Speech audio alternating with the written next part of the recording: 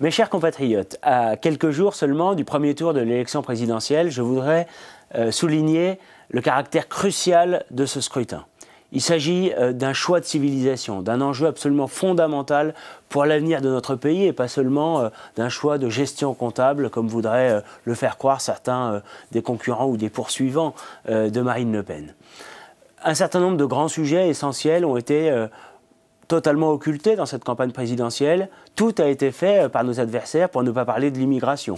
Alors que le quinquennat Fillon, comme le quinquennat Hollande-Macron, ont été marqués chacun par l'entrée d'1 million d'étrangers supplémentaires dans notre pays. Tout a été fait aussi pour ne pas parler de l'islamisme, qui est une vraie menace extrêmement grave dans notre pays. Aujourd'hui, des quartiers entiers sont entre les mains des barbus, entre les mains des dealers. Leurs lois se sont substituées aux lois de la République et à nos valeurs de civilisation qui sont battues en brèche.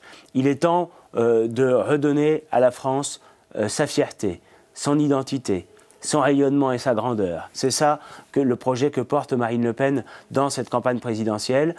Rétablir aussi les Français dans leurs droits fondamentaux, replacer le peuple français au cœur de la décision politique. Il nous reste quelques jours pour convaincre.